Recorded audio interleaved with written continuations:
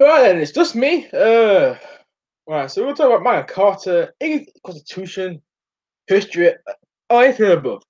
You can make that choice.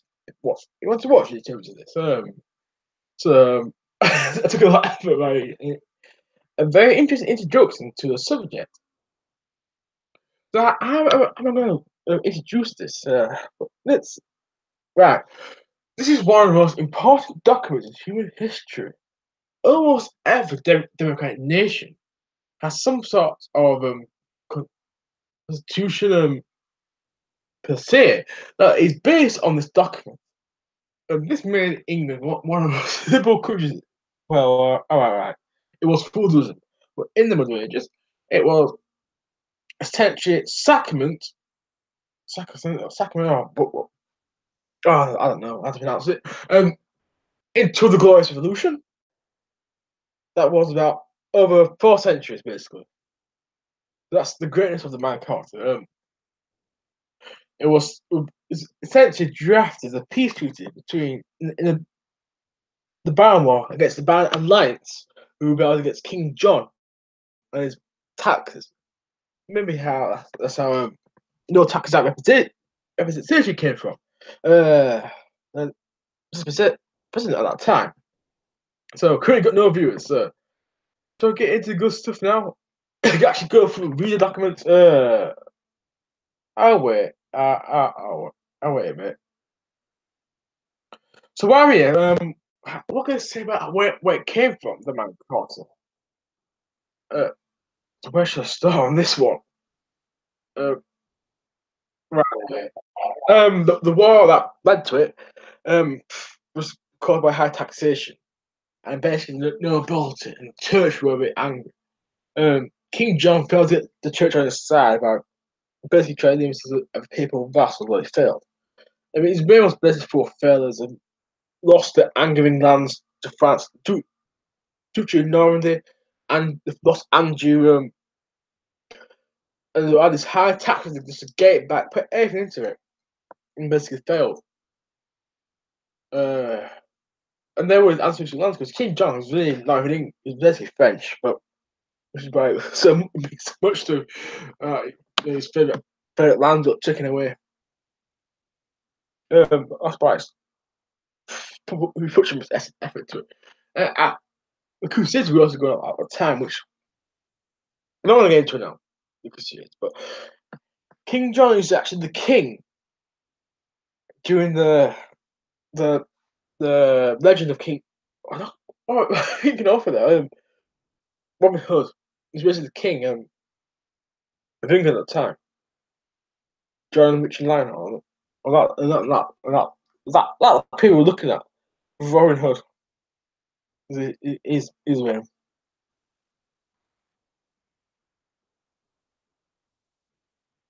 I think what was the thing that Robin Hood did? You know, he came out against attack on what a libertarian. Tactics is fair. The rob from the rich and give it to the poor, basically.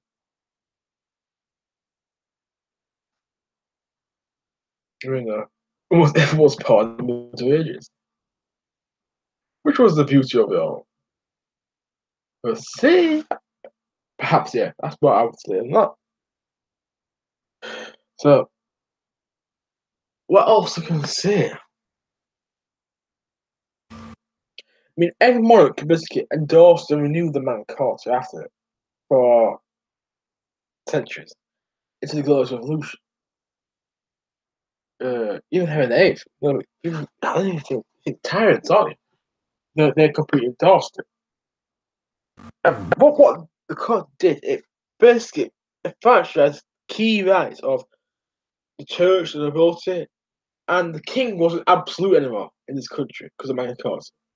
Uh, the nobles were basically equal to the king, uh, which is also an interesting factor, and that's English Parliament. Some people argue Magna Carta was like an outcry of ancient Anglo-Saxon England, where the nobles had more power than the king.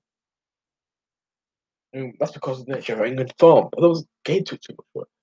That's what's to called the Whitmingham, which where the king was actually elected by the nobles. noble landowners, believe it or not. Right, sure you got a drink. I had this problem last time, right? We talk constantly. When we drank, we're not used to this. But at the moment, I'm blessed with no viewers, so I may as well risk it. And I'm back in exactly a minute.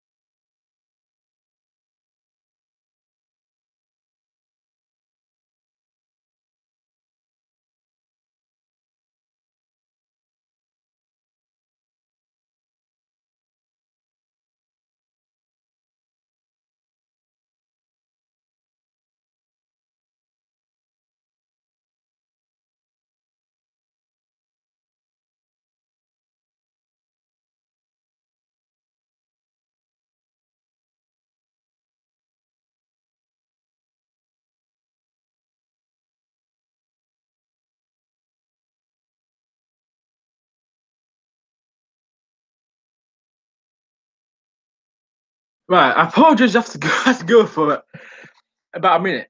Right, just a second. I'm gonna get basically the English translation. This is from the British Library, right? So I'm gonna go through that and discuss it basically. Um, you know what? I'm gonna put a link if anyone wants to talk about Magna Carta, actually, because it'd be interesting if you get someone's perspective on this. Just a second. I might have to go away and do something in a minute, so as well. But there we go. Don't keep it on that I just did just now. Right. Just a second while I get the web page up. Should be fine.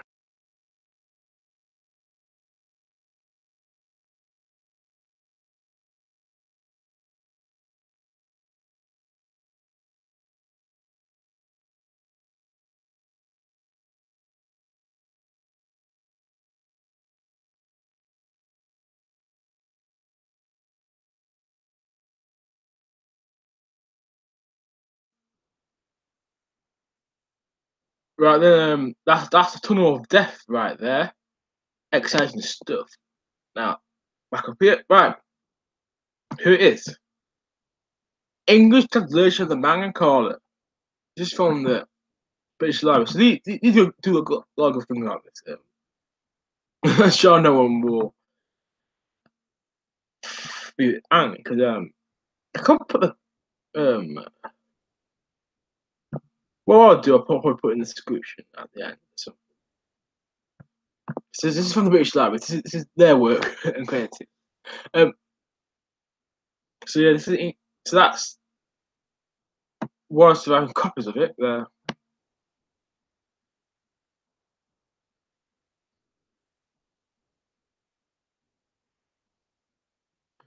So anyway, English translation of the 1215 edition of the Magna Carta. This is the key one I'm looking to look at. Yeah, it's got lots of What's that noise there? Someone joined. Yes, sorry, it was me. I'm trying to join with my iMac, but Yeah. it says I can make a new conversation, but it won't let me click on the link. Anyway, I'll go off and I'll go on to side chat. You can stay if you want. Yeah, I'm on my tablet at the moment, and I've got a screen up with Hangouts on my iMac, but I can't how to actually go through your link. So anyway, carry on. All right. Sorry. So anyway, and what I'm gonna do is try and go through Magna Carta for a bit, because it's very interesting primary source. It's basically the thing you really want to watch, understand the factually traded papers, where you can notice the British or English Constitution. We do kind of have one, but it's like how we describe it is getting a piece of paper, shredding it, then put it across the room, then put it together again. And that's what's like understanding the English Constitution. And of course, English Constitution is similar to British in this discussion in terms of Magna Carta. Right. So I'm gonna start reading this now. Right. John, who was the King of England at the time, by the grace of God, King of England, Lord of Ireland, Duke of Normandy, he lost that to the French. We'll still call it. Aquitaine, which is in France as well. I can't Anjou, he lost that to the French as well. To his archbishops, bishops, abbots, earls, barons, justiciars, foresters, sheriffs, stewards, servants, and to all his officials and all subjects, greeting.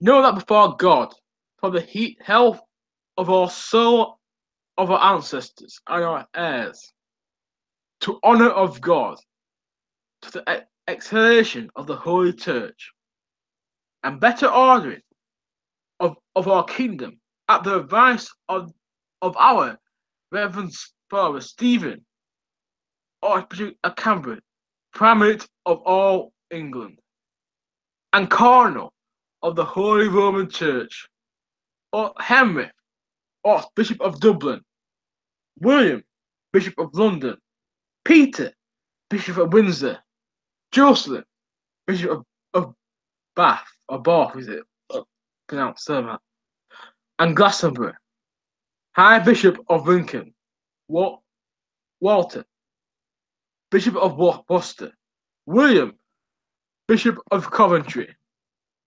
Benedict, Bishop of Worcester, Master Pandulph, Subdeacon and member of the papal household, with Emeric, Master of the Knighthood of the Temple of England, William Marshall of Pembroke, William Earl of Salisbury, William Earl of Rome, William Earl of Arundel, and which is, I think it's in Sheffield, that, Alan Galloway Constable of Scotland. Right. Scotland was basically basically battle saving England at this time. Walter Fitzgerald, Peter Fitzherbert, Herbert du Bois, Seneschal of Poitou, Hugh de Neville, Matthew Fitzherbert, Thomas Besset, Alan Bassett, Philip of Danbury, Robert D. Ruppler, if you can pronounce these names right, John Marshall, John Frizz, Hugh, other your subjects. Right, these people are people who signed the Magna Carta with. So all these people actually rebelled against King John over many taxation. And these people were the key drafters and signatories. Well, people that sign things in, but let's put it in that term. Of the Magna Carta. So that's quite relevant Because these are the people who basically demanded this.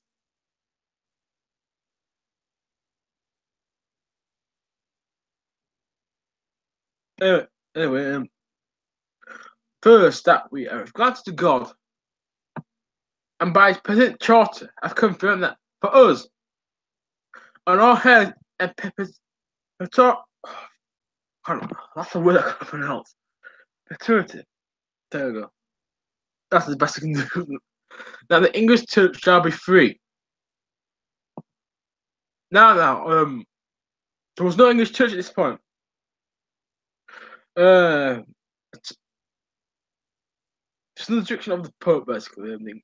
So this is about the tax and attacks on the church because during the Baron Wars, and basically church was heavily taxed. Basically, Magna Carta actually gave a lot of power to the Pope at the same time. Shall be free. It's not. Well, they have more. People have more freedom there. But that's up to the debate. The free part, basically, handing more power to the Pope. Anyway, and shall have its rights undiminished, its liberties unimpaired. So, ancient religious rights nonsense. That's what it is. And yeah, it's basically giving power to the Pope. That we wish this to be observed appears from the fact that of own free will.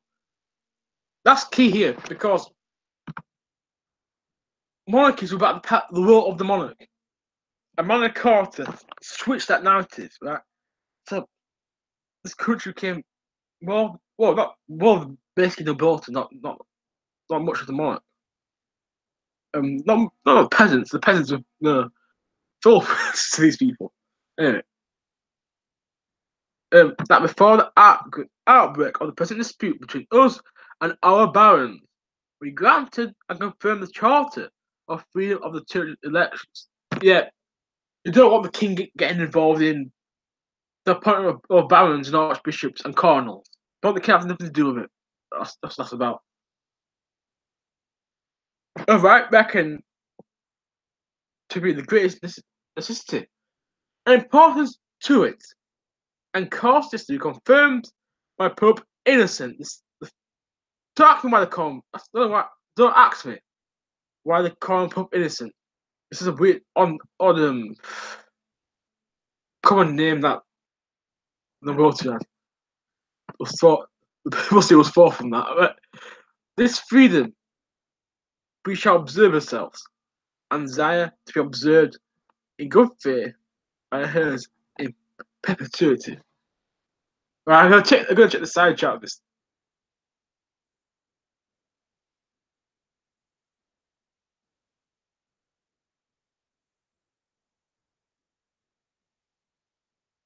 And on the left, well, I don't mean to minimize the hang on the screen.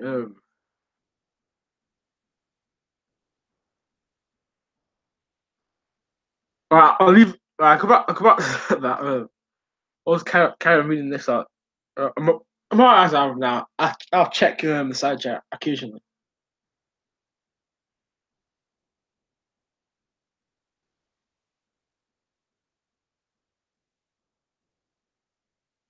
Anyway, to all free men of our kingdom. Again, the emphasizing that they're free men and they have the monarch doesn't have all the power, and that's key. To be honest, you know what? Free men is basically everyone who's not a serf. The serfs don't count this. They're nothing to these people. And serfs are basically 90% of the population. We've also granted for us and our heirs forever all liberties. Liberties in the moderation. That's word very used. Written out below to have and kept from them and their heirs, of us and our heirs.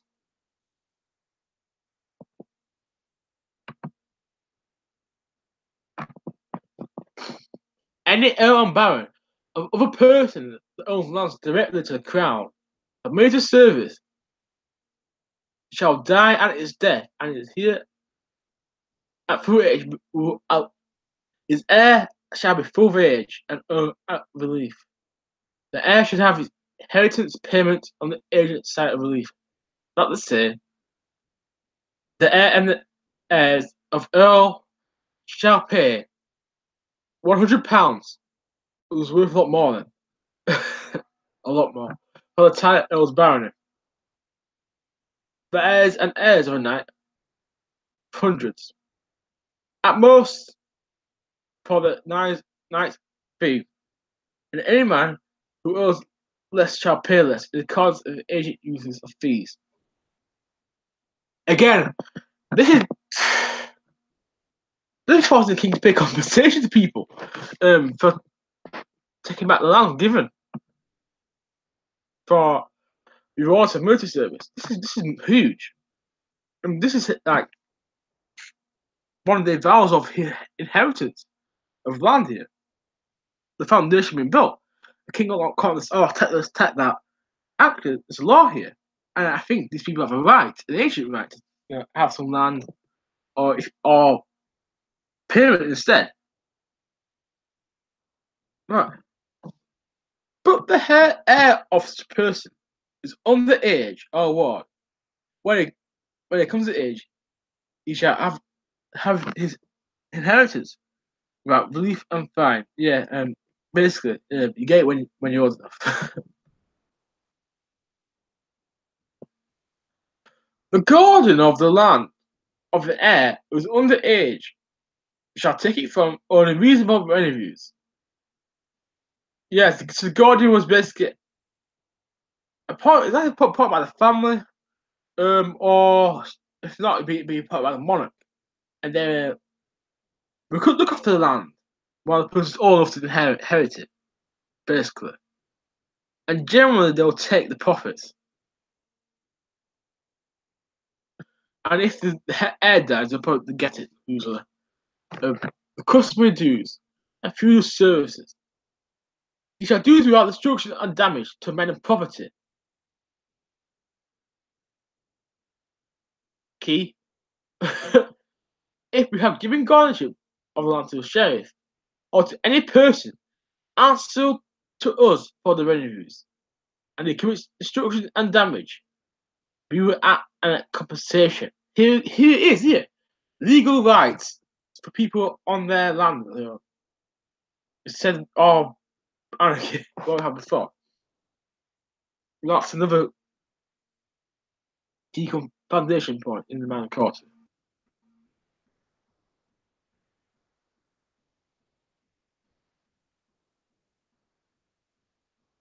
Oh yes, it was Runnymede.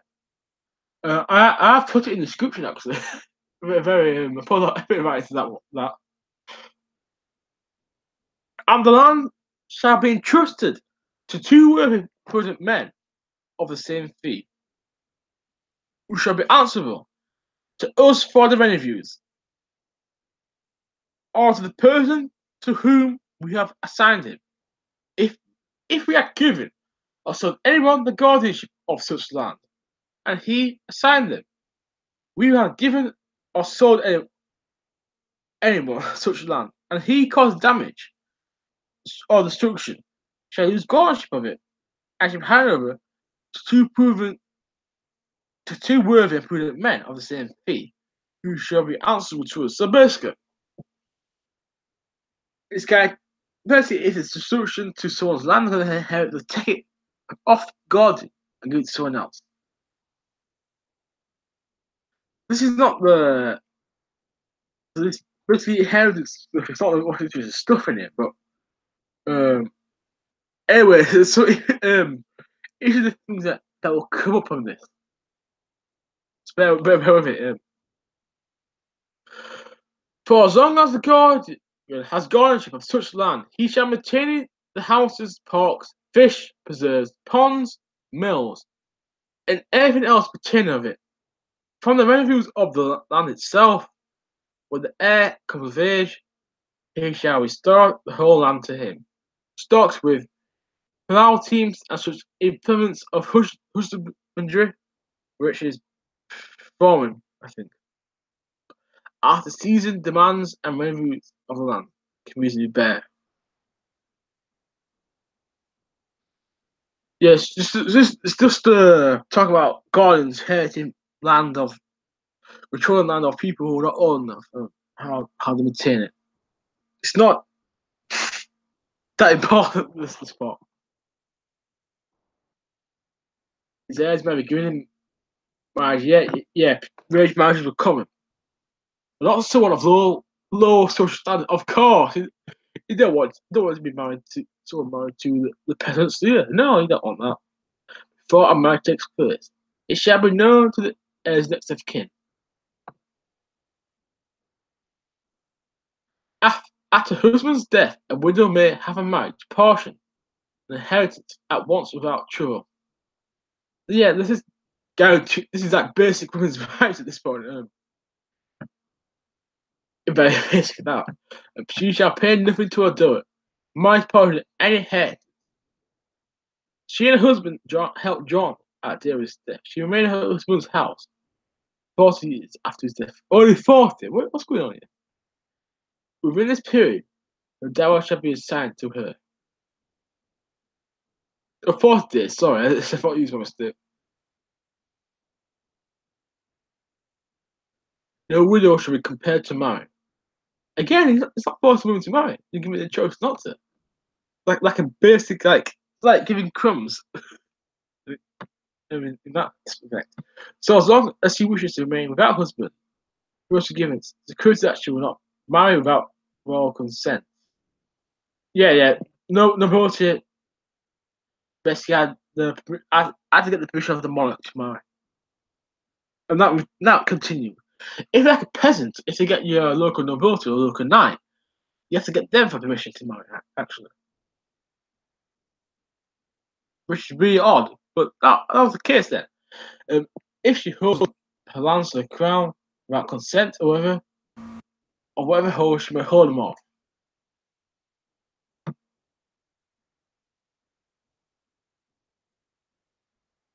Oh, well, the FPB are always interesting, aren't they? Anyway,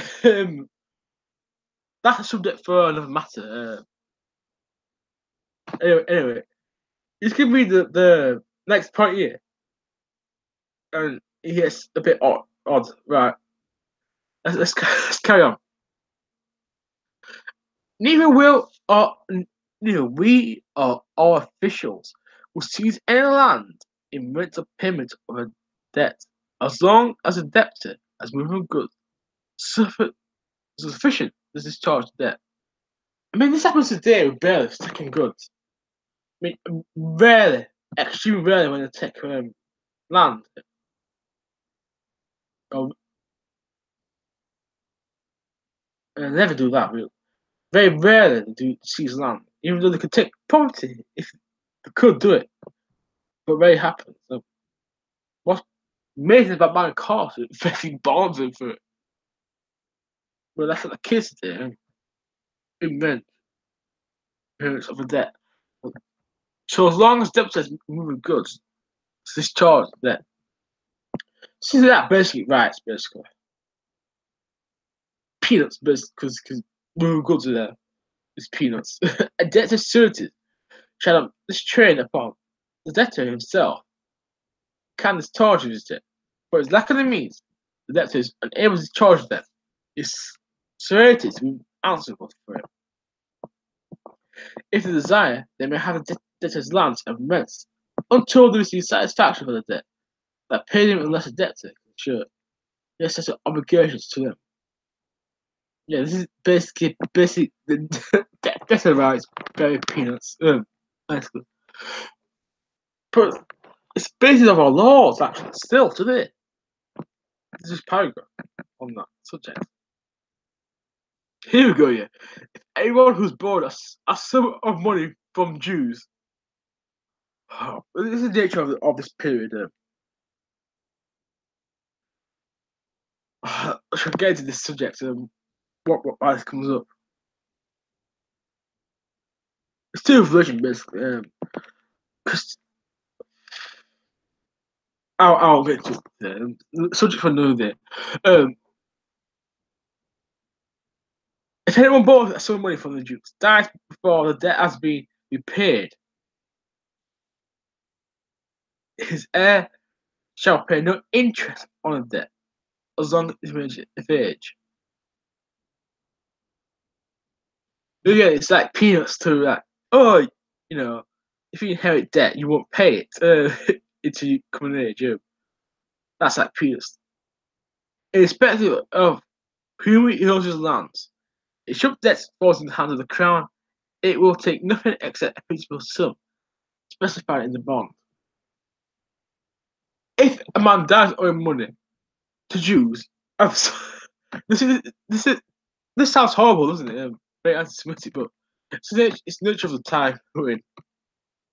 His wife, this is Middle Ages. His wife may have a dower and pay nothing towards debt from it. If he leaves a child that underage, there also needs may also be provided to get appropriate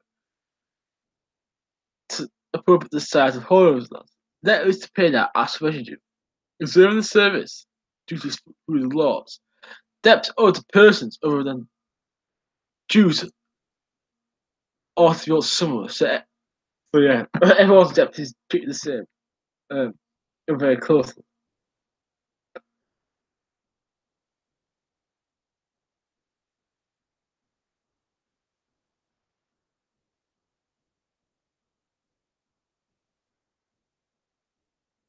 No suitors of aid may be living in our kingdom without consent, unless it's a ransom for our person. To make our eldest son a knight, and once marry the eldest daughter. For these purposes, or in reasonable aim may be living, age from a city of London are treated similarly. Just talk about giving aid to foreign powers, basically,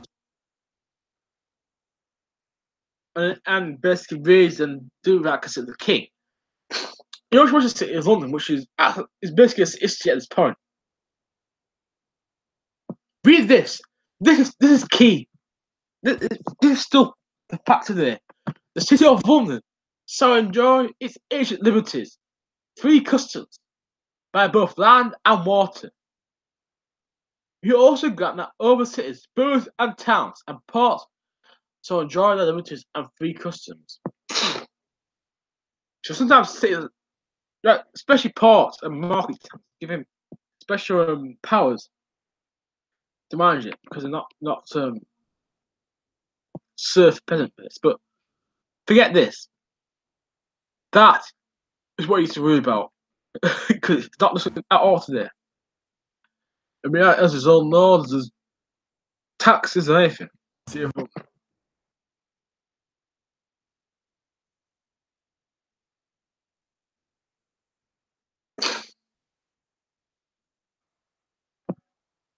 Well, even at that time, why specifically Jews talk about debt? It's a subject about basically religion and dealing with money and Christianity at that time, because they were Christians, they weren't limited to it. So a lot of Jews went into that subject, into that it's that industry. That's why that stereotype that all the Jews control the money came from. Anyway, that's a subject for another day. It's about why not spot what they did about Jewish control of money and capitalism came from basic things like this in the Middle Ages. Anyway, let's carry on.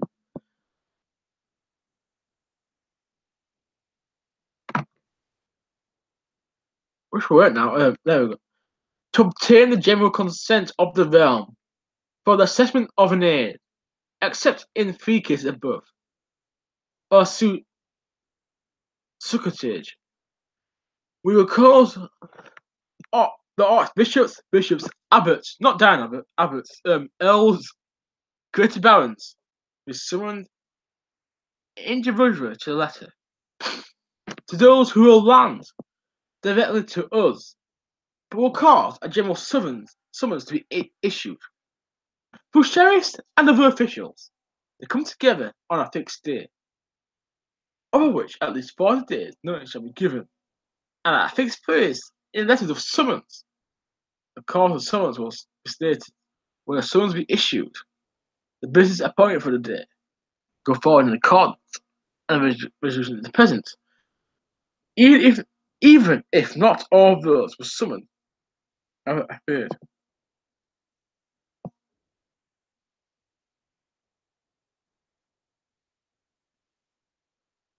Right.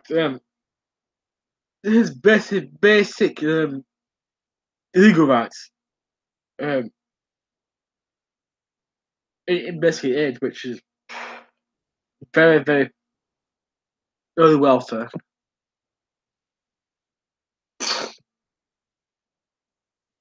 In future, we have no one to level aid from his free men, except Ransom in his person. To his eldest. I've read this before. I think I have actually. No, I haven't. To make his eldest son a knight, and once marry his eldest daughter. For these purposes, aid may be levied. Right. So let's talk about levies. So, individual nobility can raise their own taxes. And these things try to limit that, of how to do it. Because it seems kind of tyrannical. Also, the issue of raising levies against foreign powers, which is another issue that's basically being pushed forward by this. Especially, actually, especially neutering the military in a way to raise money for their own armies as loosely. They still do it, but not to the extent as they used to. No man shall be forced upon a master's service for a night's fee. So this is conscription. It's conscription. After Magna Carta, we now have conscription. We don't have conscription into the First World War after this. That is immense. I mean, countries like France have it after the Second World War. We don't have conscription into the First World War after this. And that's what's amazing about the Magna Carta, right? We literally get rid of conscription in 1215 AD.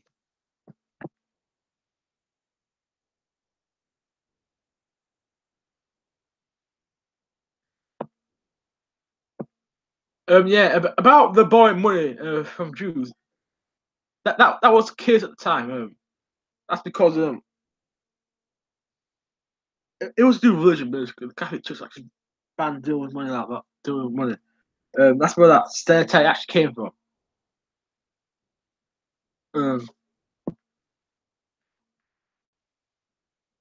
Right, a second. Because one thing.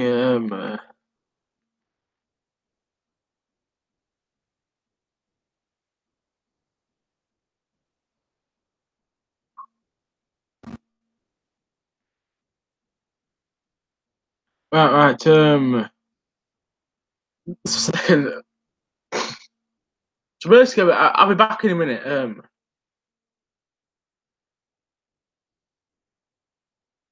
So I can't. I'll be back. On this.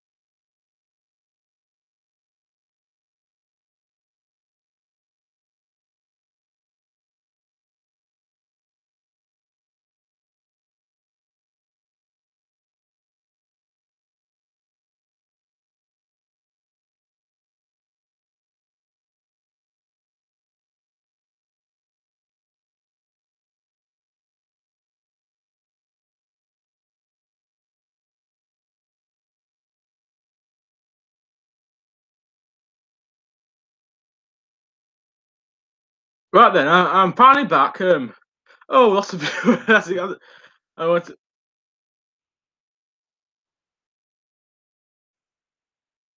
All right, I'll look at that link in a bit. About that one, and I'm aware of the reasons behind it. Of the was a common thing in documents at that time. Anyway, so it's probably go back to Magna Carta in a minute. Uh, what we'll do, we'll go through that. And if anyone wants to join, you can discussing the British Constitution and its future. And Magna Carta, no, these are very important things. Anyway, let's just a minute. A screen share again.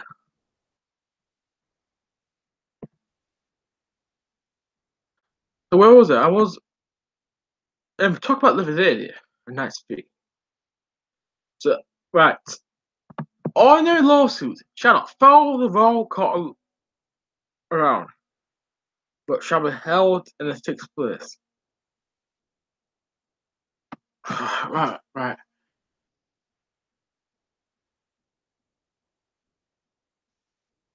So court cases are going to be separate from the king. That's what it does. It separates court cases, legal cases, away from the monarchy. So people mention legal issues come. It's good at the king to judge things all the time. Basically, start to separate that. King can't give people sentences like a judge or anything. To the extent that king used to. That's what basically that's getting at. Inquest are nerve this it's in. What this is right. This is where the French influence at this time was more the butchered that. I don't have a clue what this means as well. And their imprisonment shall be taken only in their proper county court. Right, this is about some court cases and justice system. I believe. Like first, last point was starting to get out. Um, anyway, we ourselves, our absence, brought our chief justice. We'll send two justices to each country, four town, each county, 4 times a year. And these justices, so these are talking about the justice of peace, well, basically the equivalent of the police. Well, the closest thing to the police then. Um, for with 4 nights of a county elected by the county itself. Right, this is the start of the county council. Parish and county councils came from this. Right, shall hold the assets of the county court on day and in the place where the court meets. Again, this is the start of the world of justice system across the world in democratic countries. The foundation was set here in Magna Carta, right? And the start of local authorities and local councils, parish and local councils. The origin of it is in here.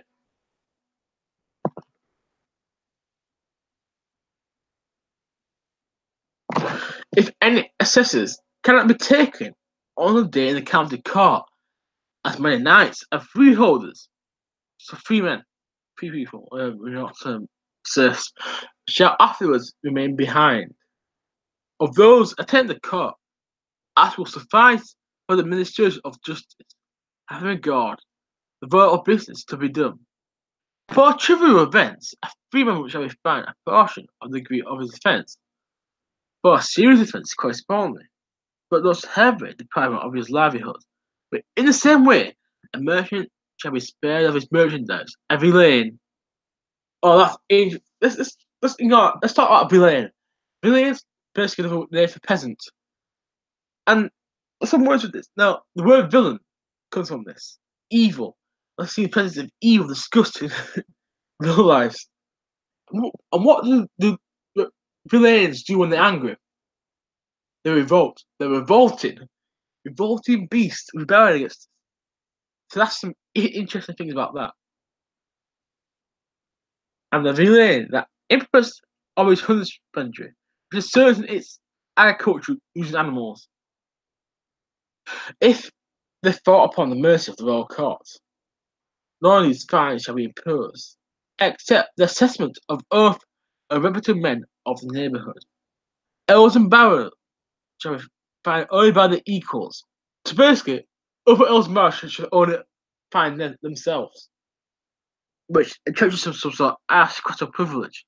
Remember, people were forcing the king to do this, or the earls and barons themselves, in portion of the guarantee of their offence. A fine imposed by the property of a clerk in holy orders shall be assessed in the same principles, but without the benefits of the stackable benefits. So again, say something very similar about church. Anyway, let's take the side chat.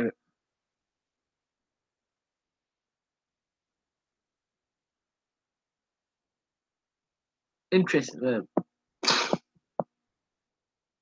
No town and person shall be forced to build bridges over bridges.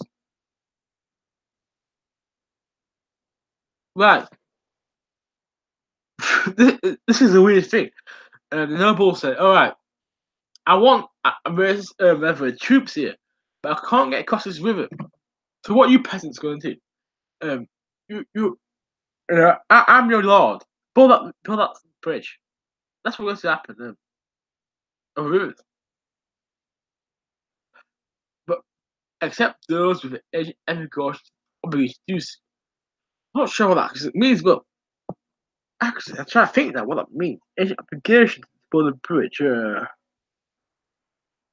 I have to think that over. Well, I'm trying to think what that actually means now.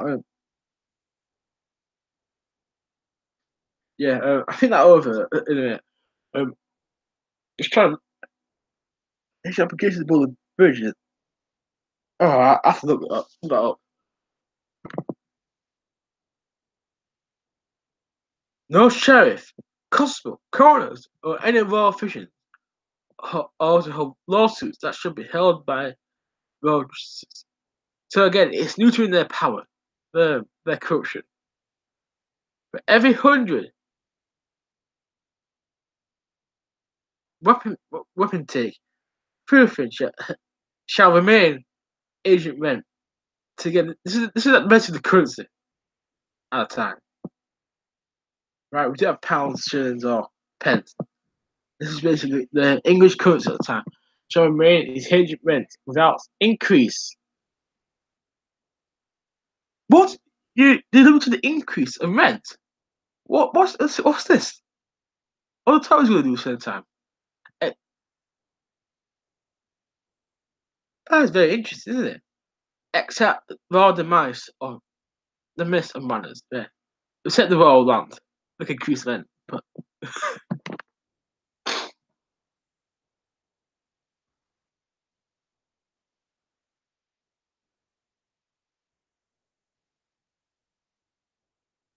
oh no. Right. All I can smell, right? It's a bloody sewage works. That's all I can smell. Uh, I live it's about about 500 meters away from where I live, right? No, it's a bit further than that. But I saw I could smell the sewage works.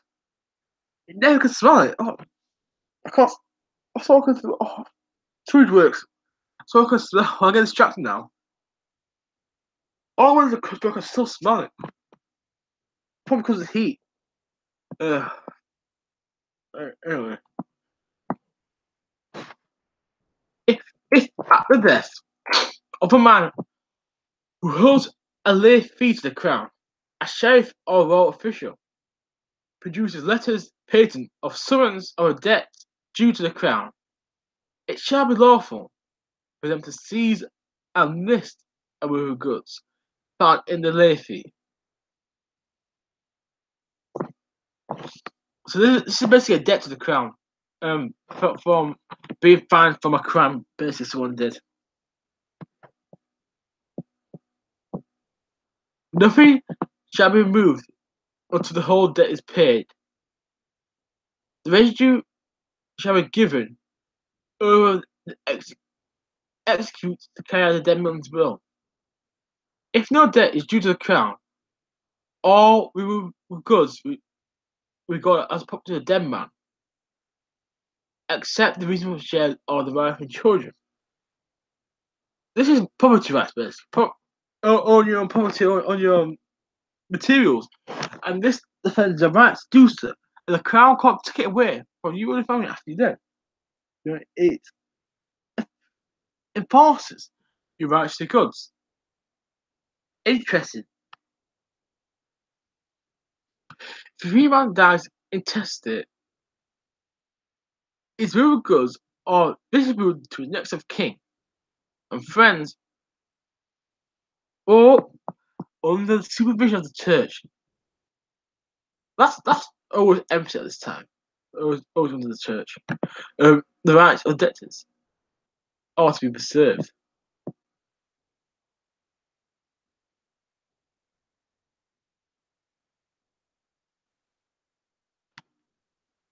No constable of or any royal official to take calm or remove goods without ban for immediate payments, or the seller variously offers was part of this. Right.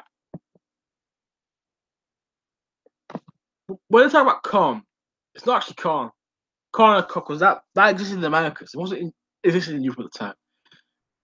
The word of corn used to exist to create grass grains, grass based crops like wheat, barley, things like that. That's what's meant to be referring. People, if you can't pay someone like a debt or a rent or something like that, they used to hire people to come in there, take it off you as payment of the peasants. And a lot of peasants actually starved and died because of that. I got a chill with the local knight. So this actually protects the peasantry. If you understand what I'm saying.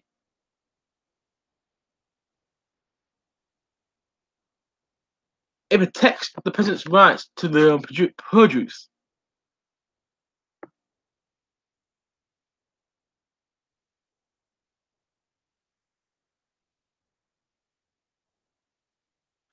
No constable may compel a knight to pay money for the castle guard.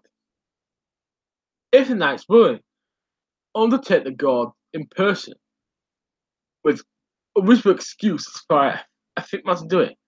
A knight taken or sent to military service shall be excused from castle guard for a period of service. Again, this is a bit minor, but it's basically some sort of penal flag frame nuts up working right. So sheriff of all official or other person shall take horses and cart the transfer from any free man without consent. Again, this was common. Take horses when you're raising the people without compensation, raising an army. That basically banned that. So if you own a horse, it's your right to own it, and you got legal protection. Again,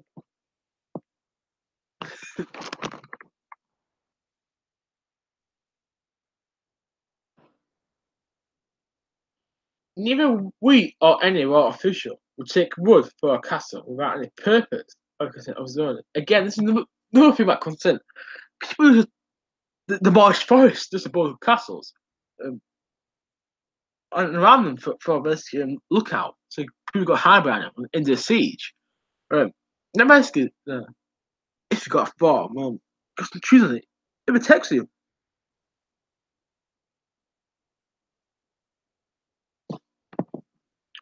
We will not keep lots of people connected to felony in our hand for longer a year and a day. After which we return to the law's fee concern. So separate that from people being convicted. All fish weirs we've removed from the Thames, the Medway, and throughout the whole England, except the sea coast. Fish weirs. I'm not entirely sure. Maybe it's something to do with fishing, but not for certain.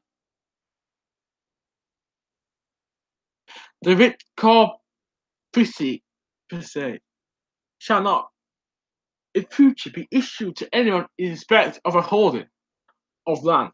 The freeman could therefore be deprived of right of a trial in his lord's court. So protecting the rights of the freeman. Remember, it says freeman, not serfs or peasants. Keep that in mind about it. There should be a standard measure of wine, ale, and corn. It's not actually, as I said before, it's not actually what we say corn, what we think of corn today, the London Quarter, throughout the kingdom.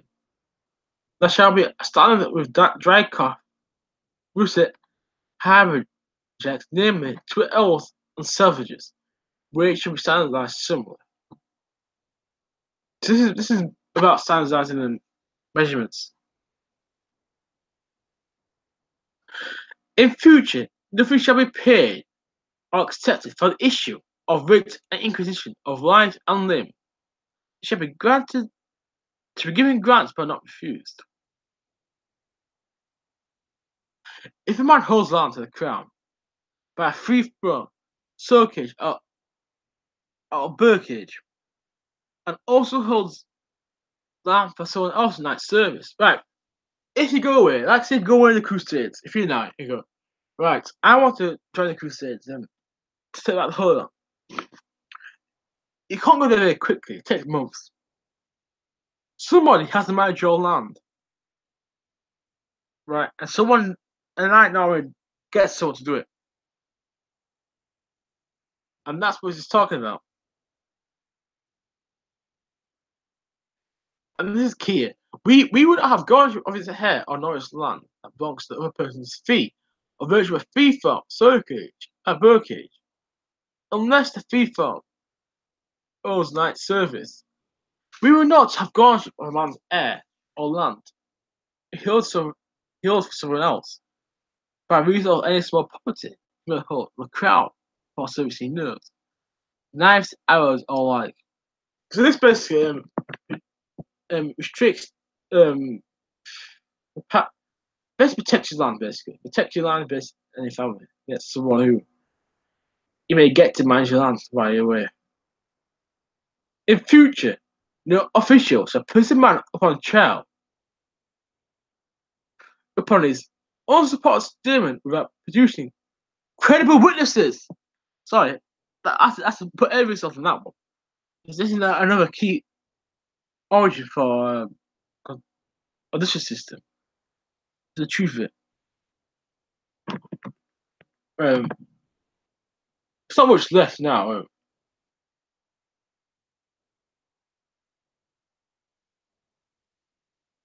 Let's get back to where we were.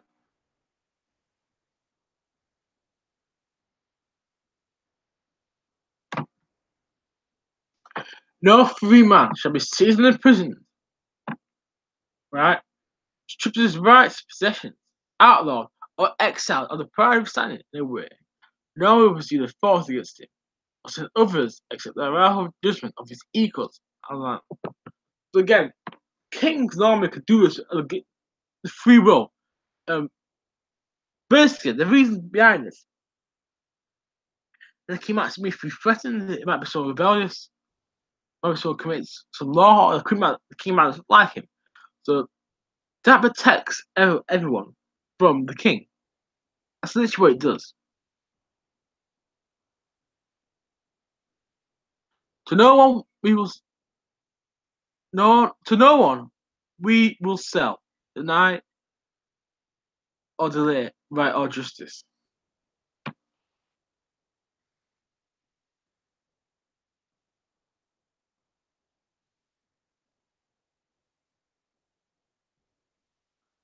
They can do it.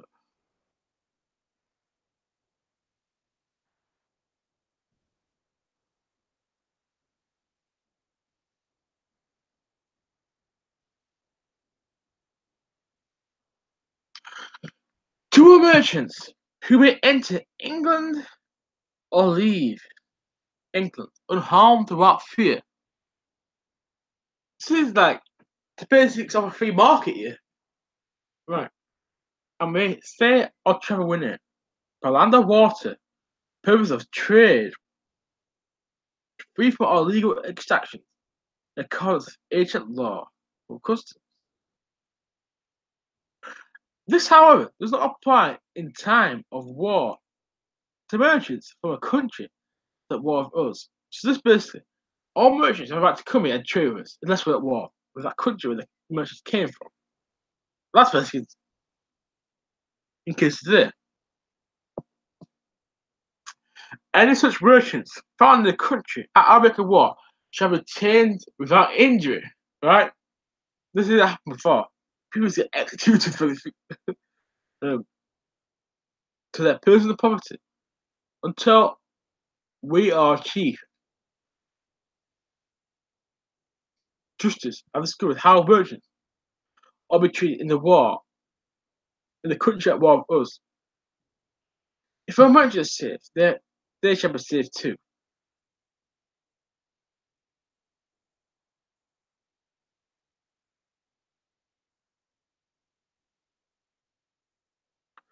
In the future, it shall be lawful for any man to leave and return the kingdom unharmed without fear.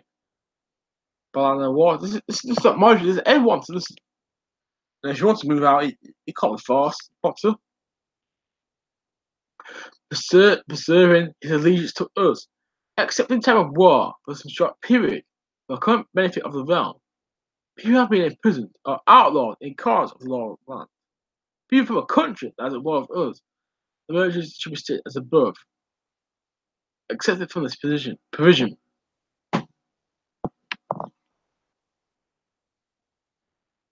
Right. This part here, interesting. If a man holds any of the, the escheat, such as honour of Wallington, Nottingham, belong, which is near Calais, Lancaster, and any escheat in our hand or baronets, at his death, is herewith shall give his own the relief of service that he will made to the baron. Have the baronet been his baron's hand, we will hold escheat in the same manner as the baron held it. This is basic. I mean, all this is basic common law, basic rights, people. The basis of most countries on this.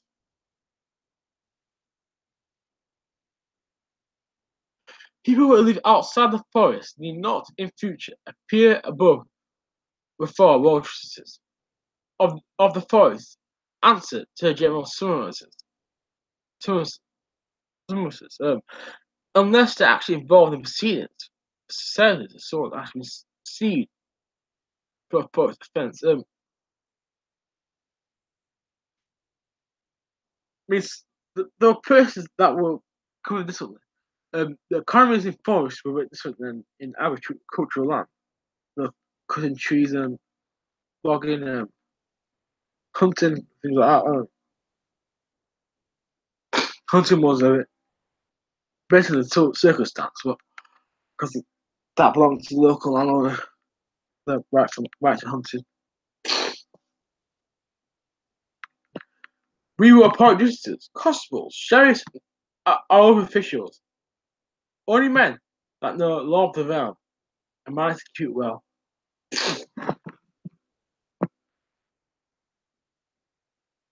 All barons who found abbeys and charters of English kings of ancient tenure, as evidences of this, make guardianship of them which is no abbot as their due. Let's talk about abbeys and who runs them. It's not like part. It's quite a theme of we'll talk about before and guardianship of inheritance of land. This is similar. All forests have been created in our reign. Shall be once deforested. Riverbanks, rather coast or rain, shall be treated similarly. All evil customs related to forest and warren. Foresters, warren, sheriffs, servants, or the riverbanks and the warren shall be at once investigated by every county by 12 sworn knights of the county. and within 40 days of the inquiry of evil customs are to be abolished completely and irrevocably. But we are Chief Justice, if we are not in England, are first to be informed.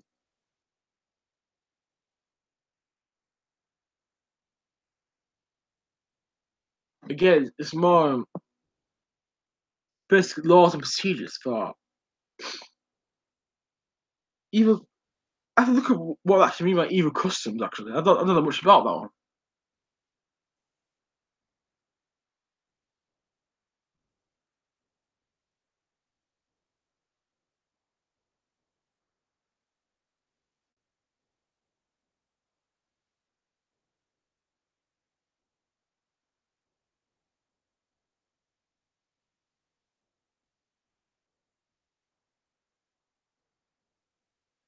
Yeah,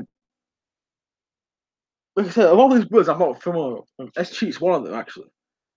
I presume there was something like that. As I said,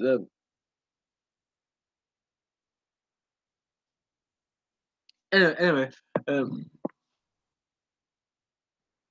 we at once return hostages, charters delivered to us by an Englishman as security of peace and law service.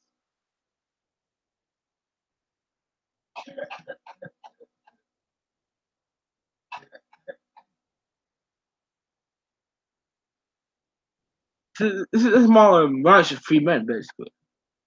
Uh, anyway, I carry on to the end.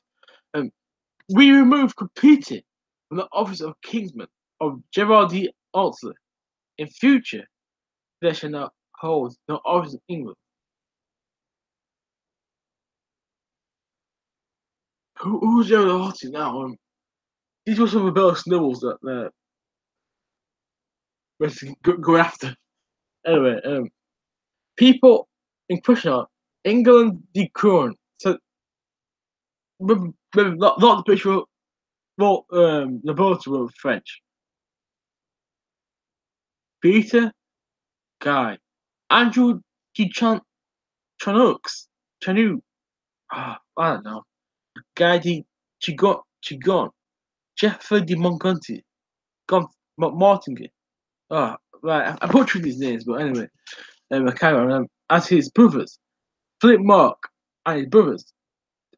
With Geoffrey, his nephew, and his fathers. As soon as peace is restored, we remove the kingdom. All the foreigners, bowmen, attendants, and the merchants have come with it. The harbour and horses and arms. Yeah, also, I'll put this there. There are a lot of French mercenaries in the Baron Wars when this basically written. A lot of French noblemen came over, and especially when they finished fighting King John, said, "Oh, right, we'll fight if you pay us."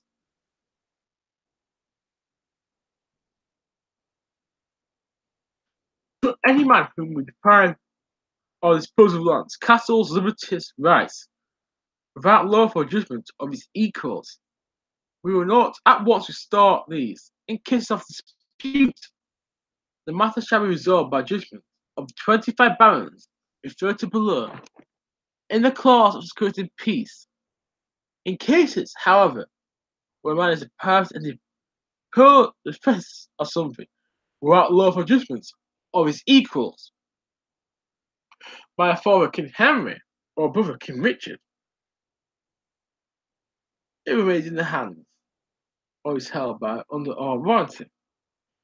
We shall, despite commonly allowed to crusaders, unless a lawsuit has begun and a query has been made at our order, bar we took the cross of the crusader or attend the crusade, or if we ban it, we must render justice in full.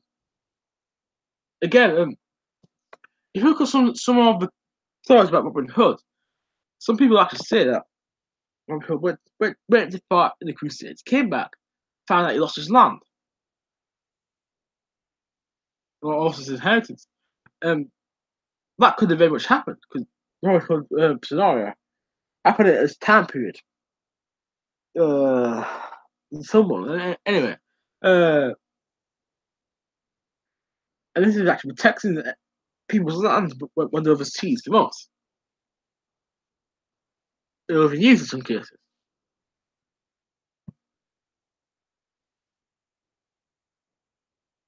Well, you could say it like the French, but essentially, the British ruling class were all French.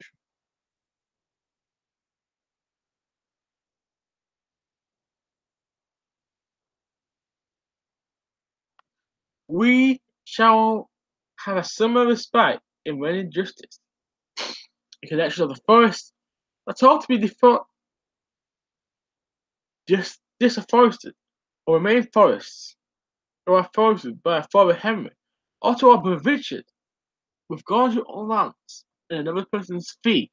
What we have hitherto, there's no word or well I heard much about, but had this virtue of a fee held to us of night service by a third party, as abbots, fathers, and another person's fee, in which the lord of the fee claims the owner right of return from the Christian, or if we abandon it, you at once do justice, complaints about those matters. Again, it's about protecting land and forest of individuals. Remember, look, at this time, a lot of deforestation for agricultural, and for a lot of people, it's very controversial, especially if you lose the edge of that land and the forest disappears, and you tend to like poaching the Lord of the Manors deer.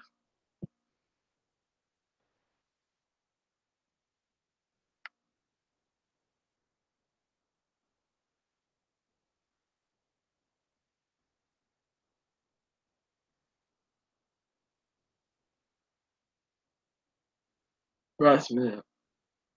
I was thinking, I think I just lost myself here. Right, where was it? No person shall be arrested or imprisoned on the appeal of a woman for death for any person except the husband. Basically, um, I, um, the pain of a woman is not noted unless you murder the husband. That's what best that's saying. To that, as you may.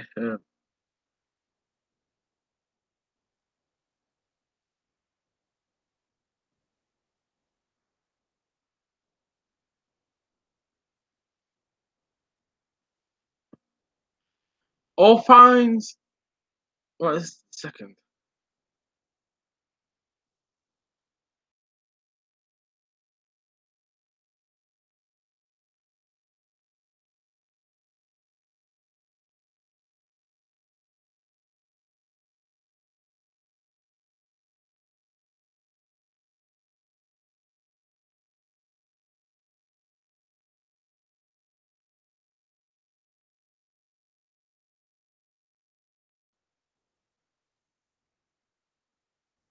All fines that are be given to unjustly and against the law of the land, and all fines that we have extracted unjustly shall be entirely remitted, or the matter decided by majority judgment of 25 barons, further below, in the clause of security and peace, together with Stephen, Archbishop of Canterbury, if he can present as such others as he wishes to bring to him. If the Archbishop cannot be present, proceedings shall continue without him.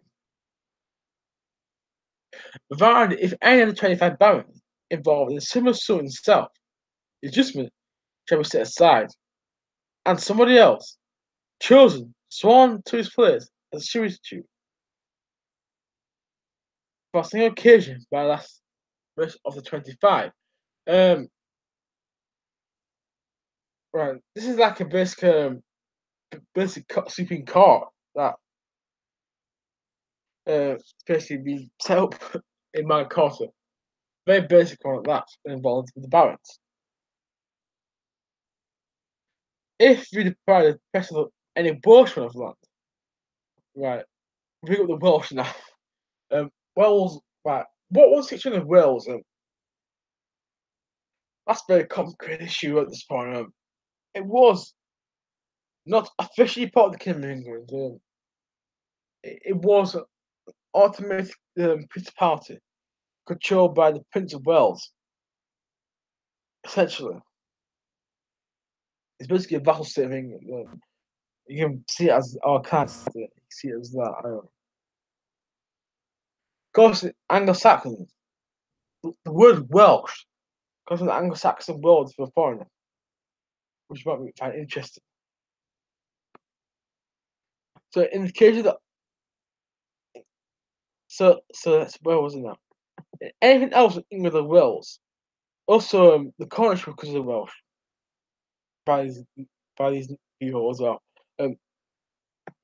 Without the lawful judgment of their equals, these are not to be returned to them. These are what's at once to be returned to them.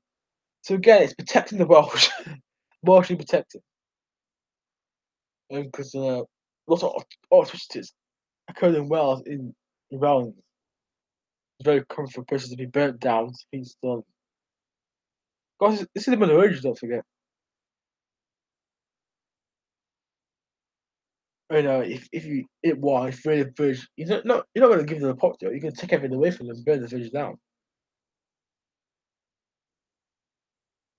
And dispute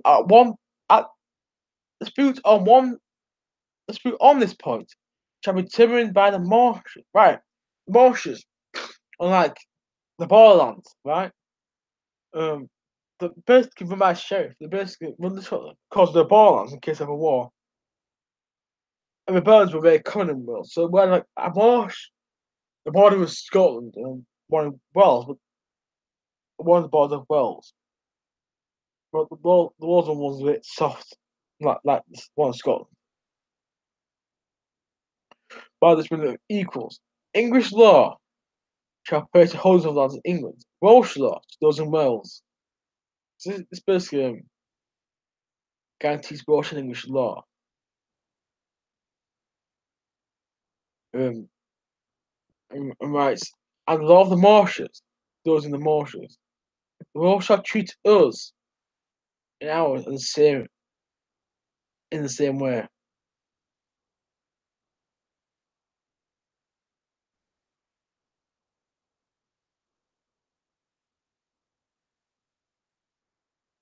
In the case where Welshman is deprived and the precedent this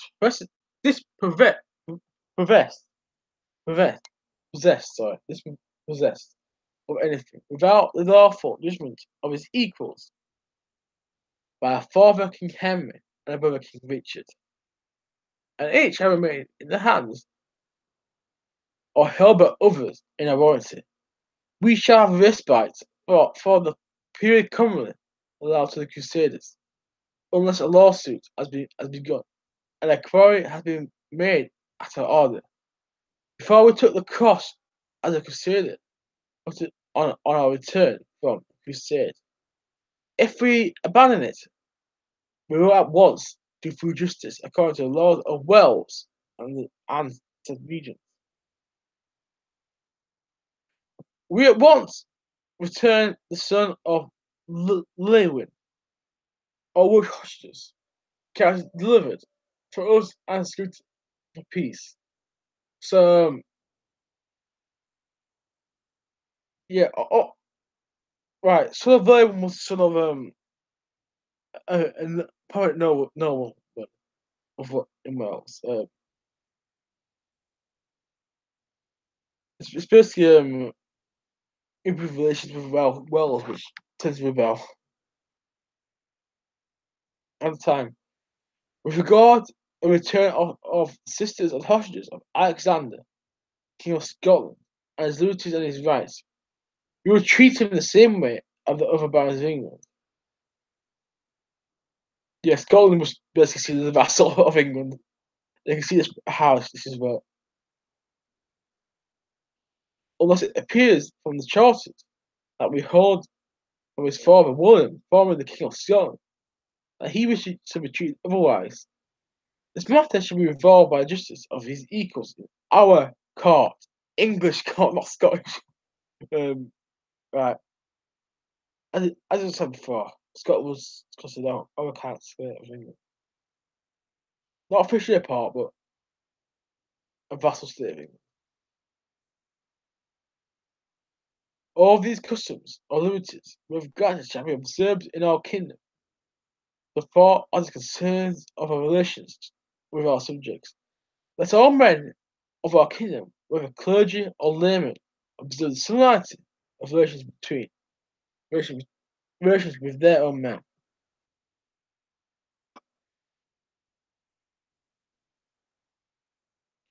Since we have granted these things, for God, typical religious,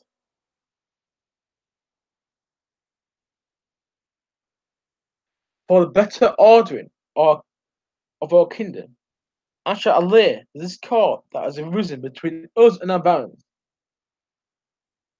And since we desire that she be enjoyed in the entirety, with lasting strength forever, we give and grant barons the following security. The barons shall let 25 of their number to keep and cause to be observed with all their minds, and preserve peace and liberties, granted and confirmed by this charter.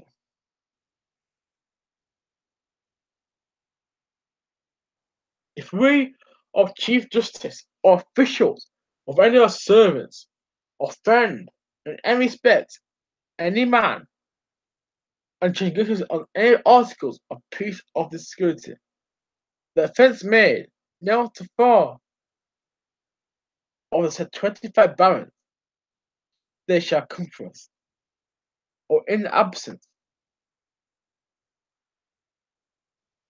abroad Chief Justice, make no redress. I don't know what that means now. It's basically age customs, I think. That's referred to in 40 days, reckoning on the day which the offence has been credited us or him. The four barons shall further the matter of the rest of the whole community, of land, by seizing our castles, lost possessions, or anything else, serving our own person, that was equal to our king and children, until they have secured just redress, as they are determined upon. Having secured the redress, they may then resume their noble obedience to us. Any man who so desires to take an oath to obey the commands of the 25 barons for the achievement of these ends, and to join them, is saying us to the utmost of his power, we give public and free permission to take this oath for any man of who desires. At no time will we prohibit any man from taking it. Indeed, we will compel any of the subjects who are unwilling to it of our command.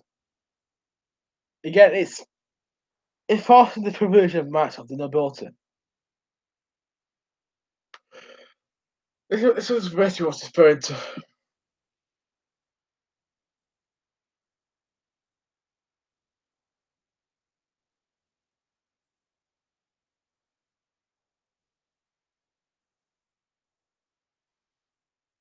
Scroll down a bit.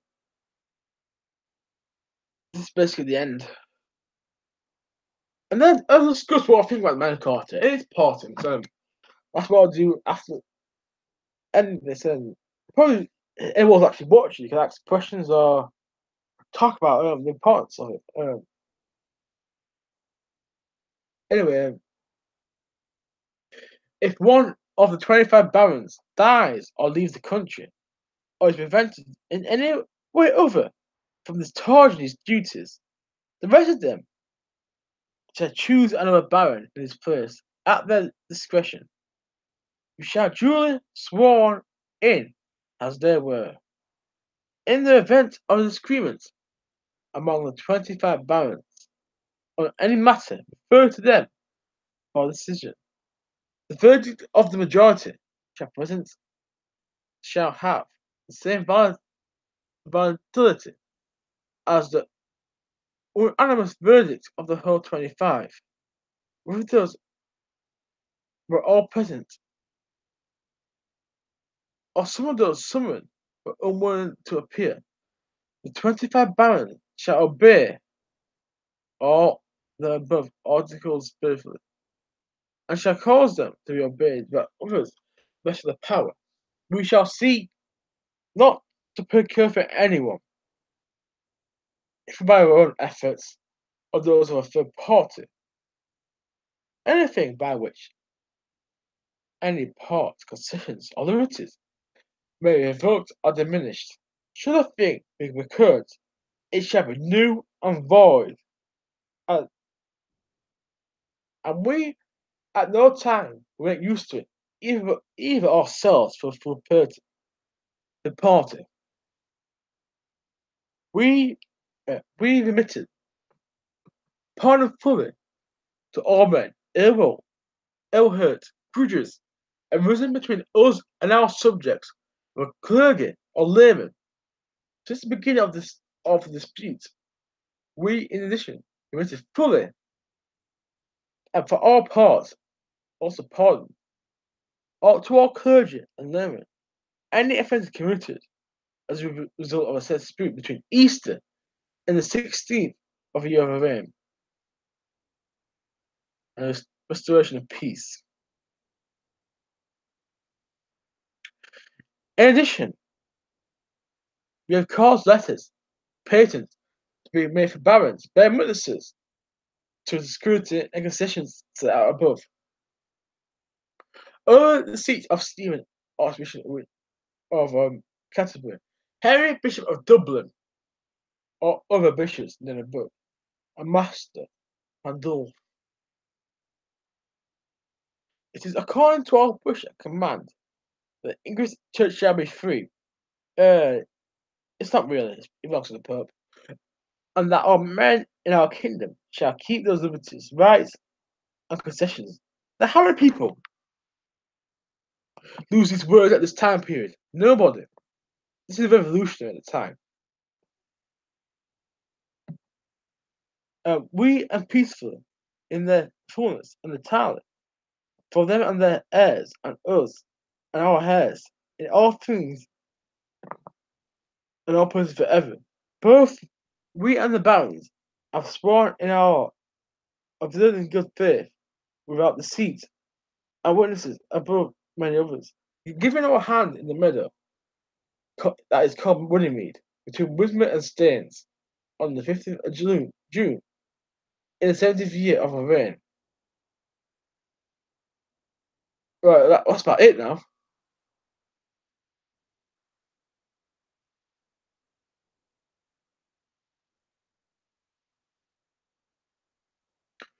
So that's me reading all about the chase. So this was the translation of Magna Carta into English. Basically, that's what it is. Let's go back to our. There we go.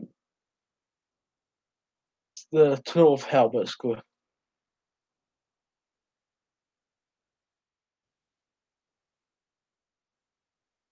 So that was it. Now the second year. It was, and this document basically not just all laws, but laws of most countries on earth, which is very interesting. I mean, Americans justified the entire revolution on this. The idea of no taxation without reputation, and ideas such as that.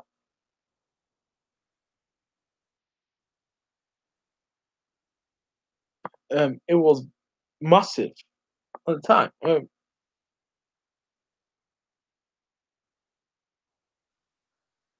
It's why I argue that it's probably one of the most important documents because this thing led to, like the done of it, led to law.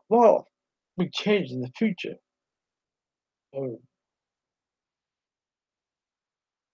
Not just not in law, but in culture and how people see themselves in society as um,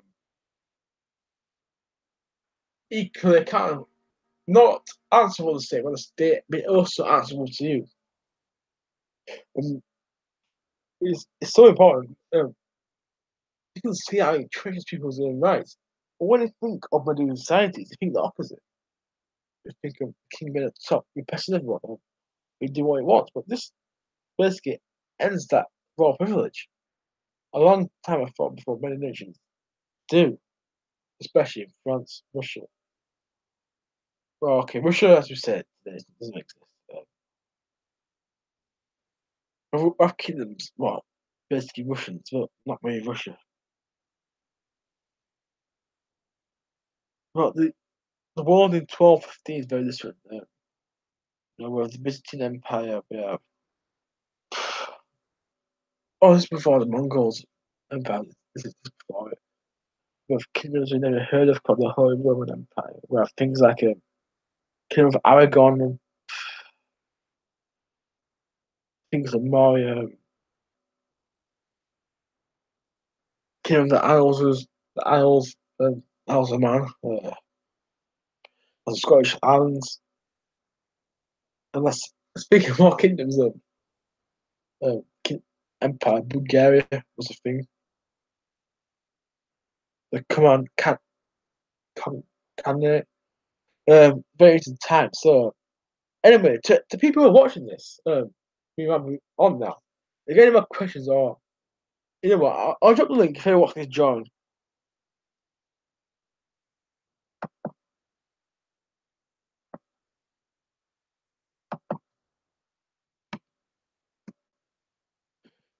So if you want to join, you can click on that because I'm getting tired now. I'm just talking constantly on this. It's like being exhausted actually.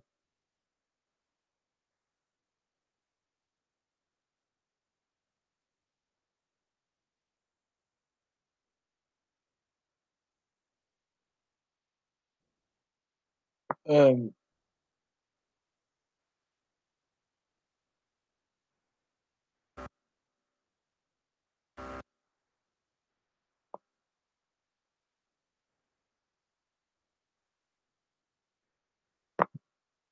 right then, I'll probably end it here because I'll probably end it because I'm a bit exhausted. I feel over explain the importance of this after reading it through. And I think I don't repeat myself because I think I wrote a very sensitive description.